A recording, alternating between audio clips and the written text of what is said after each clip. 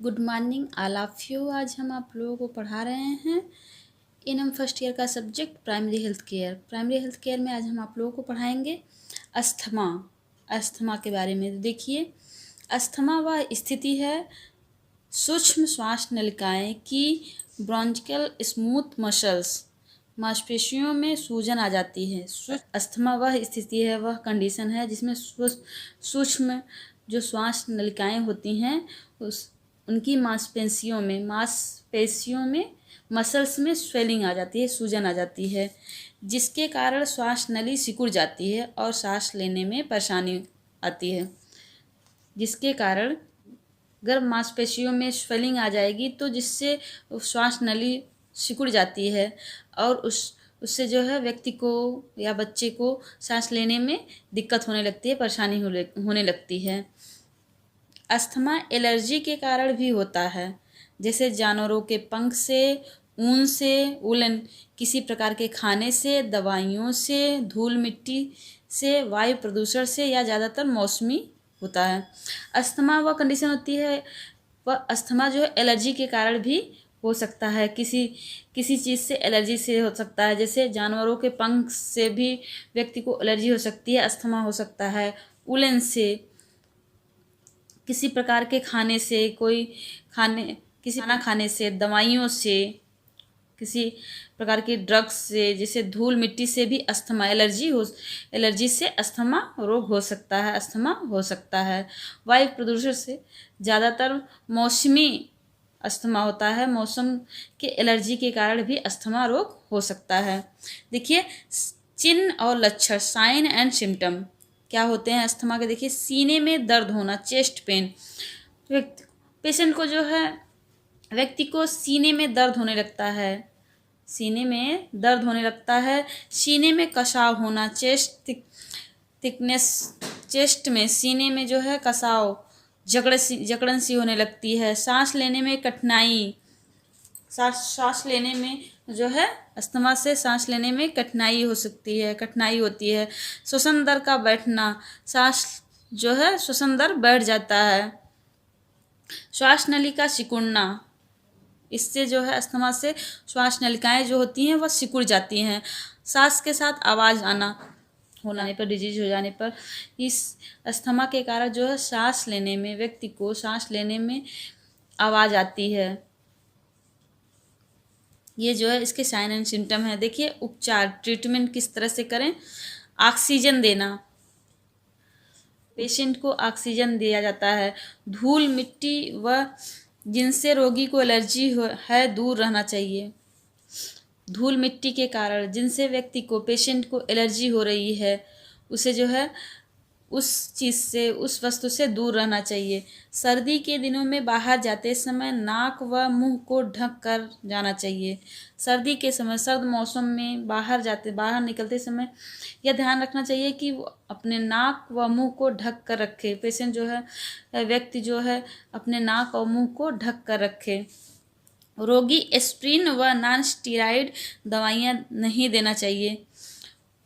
रोगी को एस्प्रिन व नॉन स्टेरॉइड दवाइयाँ नहीं देनी चाहिए। रोगी को बीटा ब्लोकर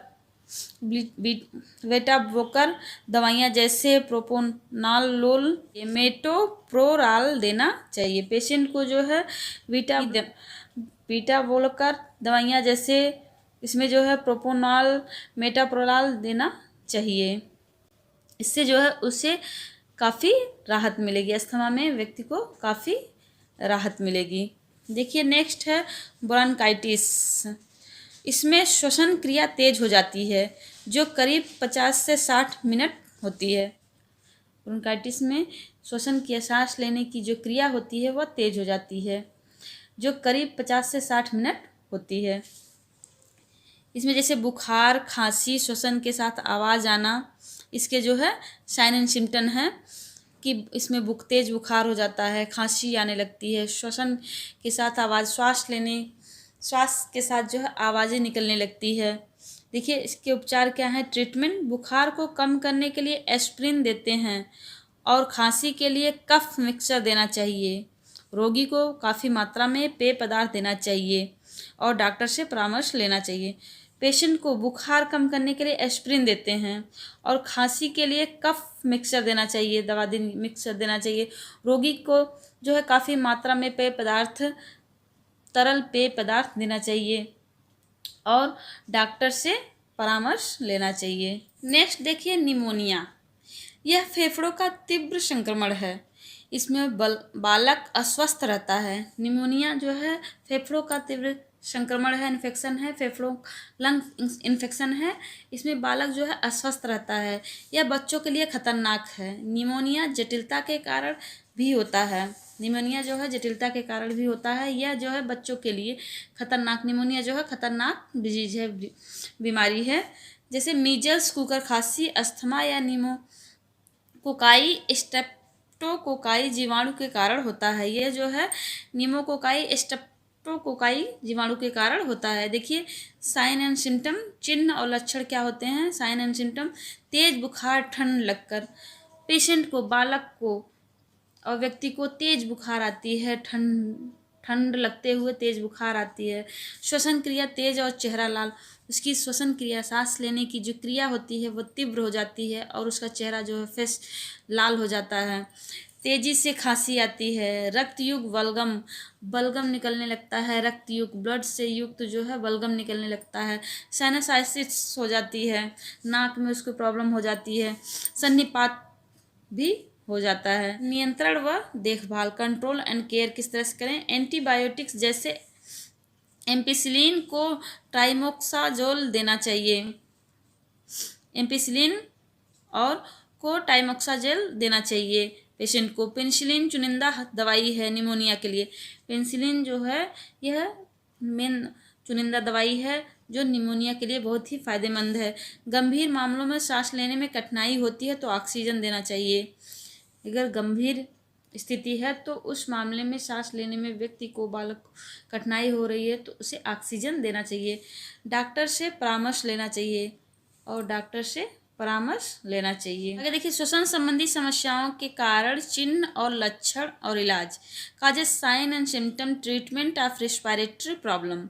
देखिए कारण क्या है काजेस। वायु मार्ग में रुकावट होना, वायु मार्ग में रुकावट होना जैसे बलगम, उल्टी, गले में रुकावट, सूजन या ऐंठन। डिप्थीरिया के कारण भी श्वसन संबंधी समस्या होती है। वायु मार्ग में सांस लेने में रुकावट होना जैसे बलगम निकलना, उल्टी आना, गले में रुकावट, गले में स्वेलिंग के कारण रुकावट, सूजन, स्वेलिंग हो जाना, ऐंठन होना गले में। डिप्थीरिया के कारण भी सांस से संबंधी समस्या हो सकती है।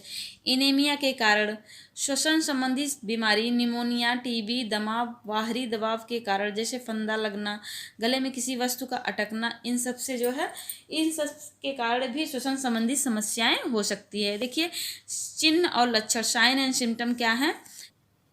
सांस लेने में कठिनाई जिसे कहते हैं श्वास अवरोध हो जाना, साइनोसिस हो जाना, बुखार आना, पेशेंट को बुखार आने लगती है तेजी से। श्वसन क्रिया तेज होना, उसकी जो सांस लेने की क्रिया होती है पेशेंट की वह तीव्र हो जाती है। श्वसन क्रिया जो है तीव्र हो जाती है और उसे तेजी से बुखार आने लगता है। नेक्स्ट देखिए उपचार, ट्रीटमेंट किस तरह से करें।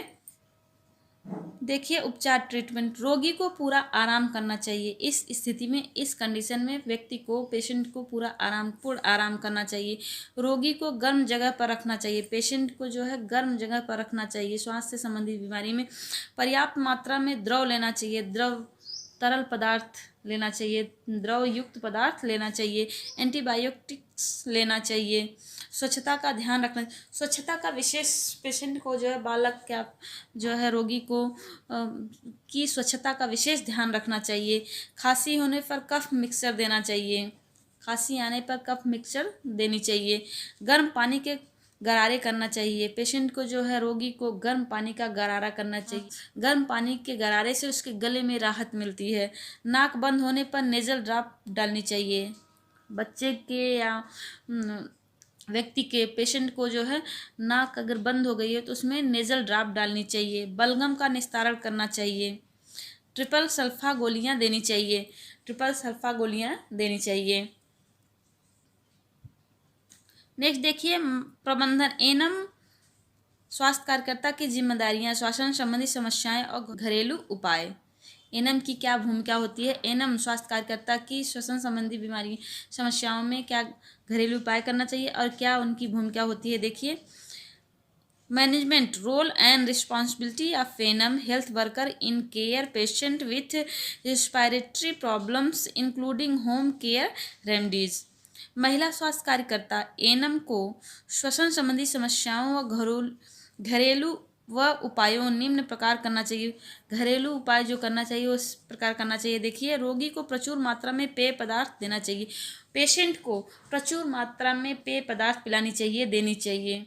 यदि बच्चों में श्वसन संबंधी समस्या हो और वह दूध पीता हो तो उसे स्तनपान कराते रहना चाहिए। बच्चों में यह श्वसन संबंधी समस्या अगर हो जाती है तो उसे, अगर बच्चा दूध पी रहा हो माँ का, तो उसे स्तनपान कराना चाहिए। रोगी को गर्माहट व पूर्ण आराम देना चाहिए। रोगी को गर्माहट व पूर्ण आराम देना चाहिए।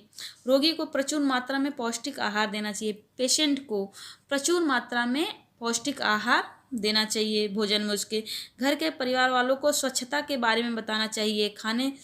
खाना खाने से पहले बाद में हाथ धोना चाहिए। घर परिवार वालों को, पेशेंट के परिवार वालों को, उनके घर वालों को स्वच्छता संबंधी उपाय बताना चाहिए। उन्हें बताना चाहिए कि भोजन करने से पहले और भोजन करने के बाद हाथ धोना चाहिए। रोगी को सांस लेने में परेशानी हो तो उसे ऑक्सीजन देना चाहिए डॉक्टर के आदेशानुसार। रोगी को सांस लेने में अगर दिक्कत हो रही है, परेशानी हो रही है, तो उसे जो है ऑक्सीजन की व्यवस्था करनी चाहिए, ऑक्सीजन देनी चाहिए। रोगी को ब्रोका ड्राइलेटर व बीटा ब्लॉकर दवाइयाँ जैसे प्रोपोनॉल, मेटाप्रोलाल देना चाहिए। प्रोपोनॉल और मेटाप्रोलाल देना चाहिए पेशेंट को। यदि नाक बंद हो तो नेजल ड्रॉप डालना चाहिए पेशेंट को। यदि पेशेंट का नाक जाम हो गया है, बंद हो गया है, नाक से सांस लेने में दिक्कत हो रही है, तो उसे जो है नेजल ड्रॉप डालना चाहिए। खांसी होने पर उसे कफ मिक्सचर देना चाहिए। गर्म पानी के गरारे करने चाहिए जिससे बलगम का निस्तारण हो सके। गर्म पानी, पेशेंट को जो है गर्म पानी से, गुनगुना पानी से उसमें हल्का सा नमक डाल करके गरारा करना चाहिए जिससे उससे उसका जो बलगम है बाहर निकल सके। यदि रोगी को श्वसन संबंधी समस्या गंभीर है तो उसे डॉक्टर को दिखाना चाहिए। यदि पेशेंट का सांस लेने में दिक्कत हो रही है, ज़्यादा ही उसकी समस्या गंभीर हो गई है, तो उसे तुरंत चिकित्सक के पास ले जाना चाहिए, तुरंत जो है डॉक्टर के पास ले जाना चाहिए। बुखार को कम करने के लिए पैरासीटामोल या एस्प्रिन देना चाहिए। पेशेंट को यदि बुखार है तो उसे पैरासीटामोल की गोली या एस्प्रिन देना चाहिए। देखिए, घरेलू उपाय, होम रेमेडीज क्या करनी चाहिए? खांसी जुकाम में तुलसी, काली मिर्च व अदरक की काली चाय बिना दूध पिलानी चाहिए। खांसी जुकाम में तुलसी, काली मिर्च और अदरक की काली चाय पीनी चाहिए। अजवाइन को गर्म करके कपड़े में बांधकर सूंघने पर आराम मिलता है। अजवाइन को गर्म करके उसे जो है कपड़े में बांध कर सूंघना चाहिए जिससे उसे आराम मिलता है, पेशेंट को आराम मिले। नमक युक्त गर्म पानी से गरारे करना चाहिए। 1 गिलास गर्म पानी में 1 चुटकी नमक डालकर, नमक युक्त गर्म पानी से उसे पेशेंट को गरारा कराना चाहिए। 1 गिलास पानी में 1 चुटकी नमक डाल करके गर्म पानी में उसे जो पेशेंट को गरारा करना चाहिए। अदरक को गर्म करके उसमें नमक डालकर मुंह में चूसते हैं जिससे गले की खराश खत्म हो जाती है। अदरक को गर्म करके उसमें नमक लगा करके मुख से चूसते हैं जिससे जो है गले की खराश जो होती है, पेशेंट की गले की जो खराश होती है उसमें काफ़ी राहत मिलती है।